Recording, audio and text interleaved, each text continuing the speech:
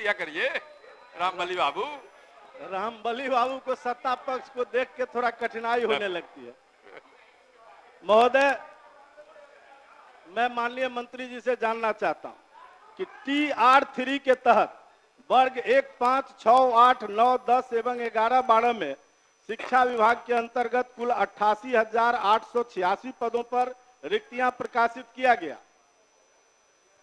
इसमें से महोदय मल्टीपल रिजल्ट जिसका आया है उसके बदले एक एक रिक्ति पर 2-2 रिजल्ट आ गया, 3-3 रिजल्ट आ गया। तो क्या उससे जो रिक्ति फिर बनी है उस रिक्ति के लिए महोदय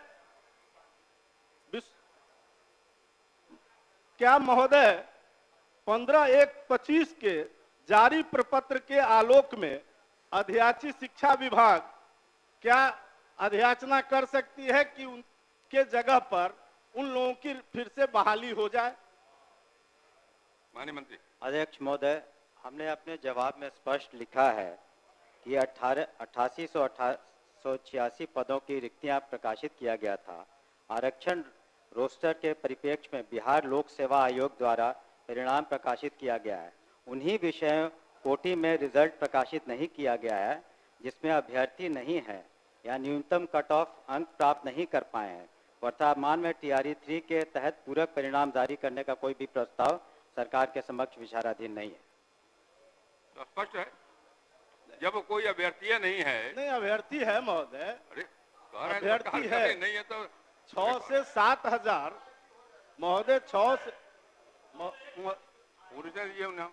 महोदय 6 से 7 हजार तो ऐसे अभ्यर्थी हैं जिनका रिजेक्ट कर दिया गया और बाकी ऐसे अभ्यर्थी हैं कट ऑफ मार्क्स नहीं आएगा तो क्या करेंगे? नहीं महोदय, ऐसे अभ्यर्थी हैं जिसके बारे में हम जानना चाहते हैं कि जिनके मल्टीपल रिजल्ट आ गए।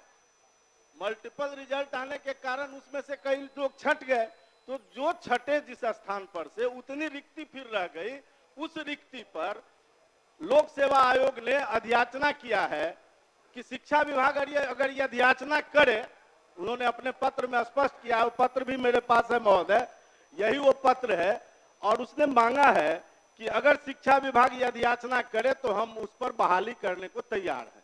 तो क्या शिक्षा विभाग अध्याचना करना चाहती है? माननीय मंत्री।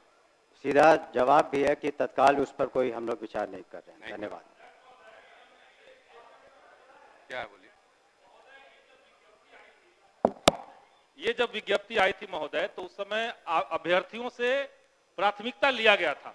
आप 1 to 5 में जाना चाहते हैं, 6 to 8 में या 9, 10th में प्राथमिकता देने के बावजूद एक अभ्यर्थी का 3-3 जगह रिजल्ट दिया गया है और ये सदन को गुमराह किया जा रहा है कि कट ऑफ के अंदर लोग नहीं आए। कोई गुमराह नहीं करता। बल्कि महोदय वो सब पब्लिक में है महोदय, कट ऑफ इक्वल जो कट ऑफ आया है उसके इक्वल मार्क्स रहते हुए भी केवल एज के चलते हजारों की संख्या में विद्यार्थियों का चयन नहीं हुआ।